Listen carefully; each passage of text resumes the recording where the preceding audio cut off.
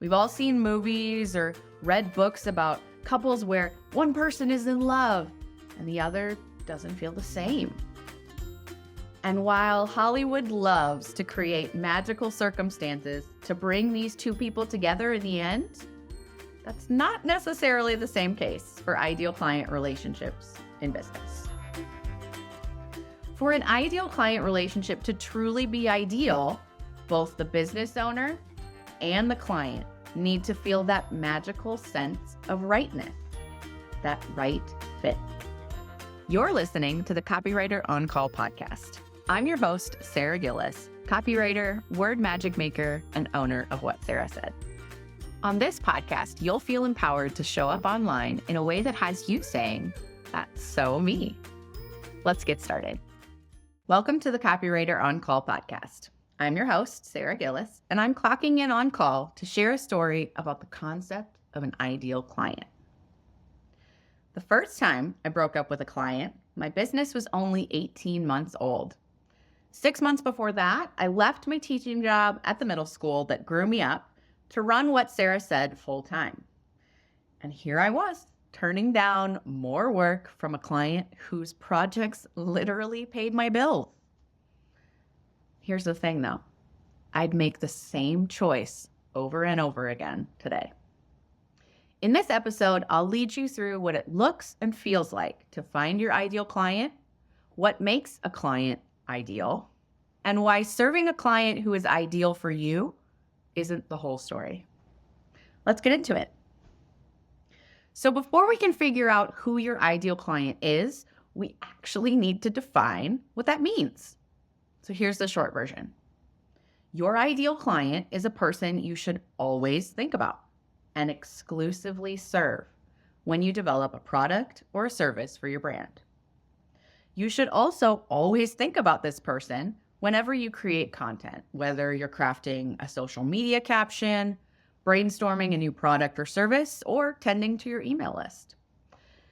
It's important, though, that you do the work to help your ideal client come alive for you.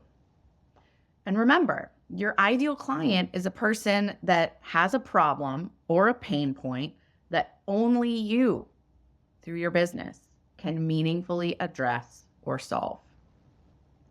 So my best trick to help my own clients identify this person for them is to help assign human-like preferences and qualities to that person. So here are some key questions to consider when you think about your ideal client. First, what are their pain points, their challenges, their successes, and their achievements? What do they binge watch? What do they do on Saturday mornings? What do they value? And what is their idea of fun, of success, of a life that's well lived? So let's dive into some examples.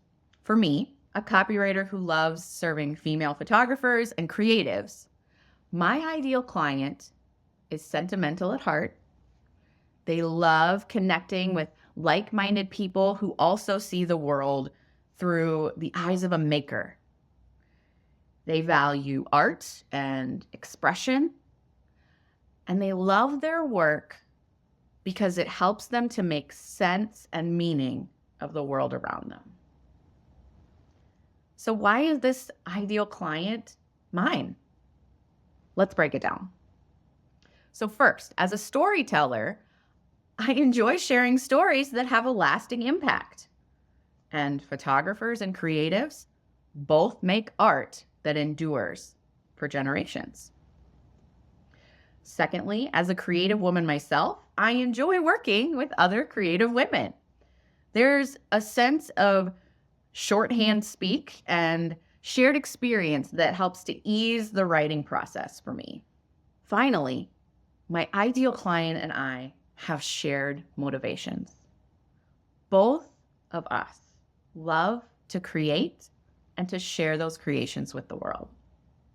And sure, a photographer, may capture imagery of families or newborns or weddings, or a creative might use paint or flowers or fabric to express themselves. And my tool of choice is words. but our motivation, that core reason why we do what we do, is similar. The final step in working with your ideal client is the most difficult, in my opinion, because it requires vulnerability. So let's chat for a moment, not about ideal clients, but about dating. Hard pivot, I know, but go with me here. So when you're in the dating world and you're trying to find a partner, it's no secret that love only happens when both partners see a match in the other person, right? We've all seen movies or read books about couples where one person is in love and the other doesn't feel the same. And while Hollywood loves to create magical circumstances to bring these two people together in the end, that's not necessarily the same case for ideal client relationships in business. For an ideal client relationship to truly be ideal, both the business owner and the client need to feel that magical sense of rightness, that right fit. So now here's the vulnerable part. If one of these partners doesn't feel that fit, even if it's the business owner, it's time to walk away. Forcing a business relationship when both partners, the client and the business owner, aren't fully engaged, pun intended, can only lead to disappointment for both parties. So this, my friend, is why finding your ideal client is a two-way street.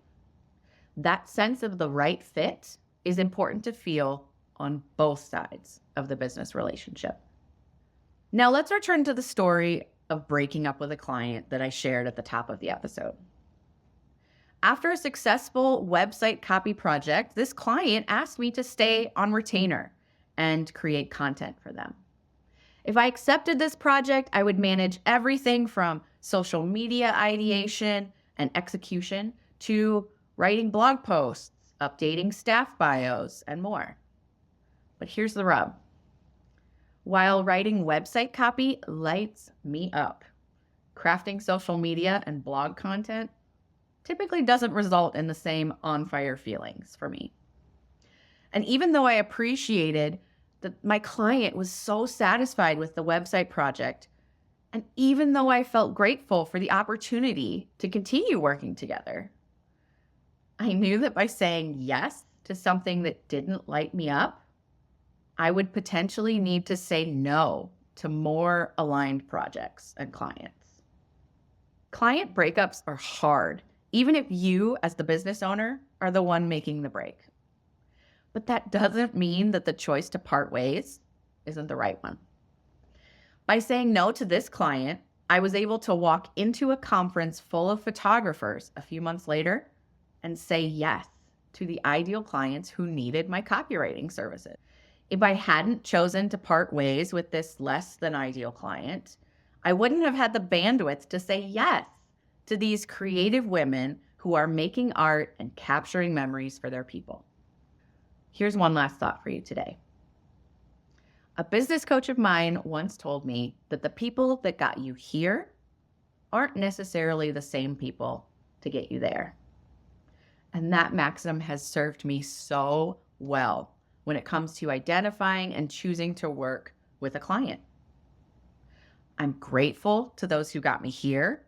And at the same time, I know that in order to make my dreams happen, I need to deliver some no's along the way. Until next time, this is your Copywriter on Call, signing off.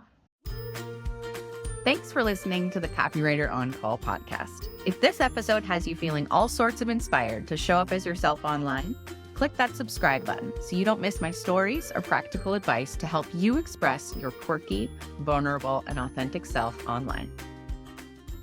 Chat soon.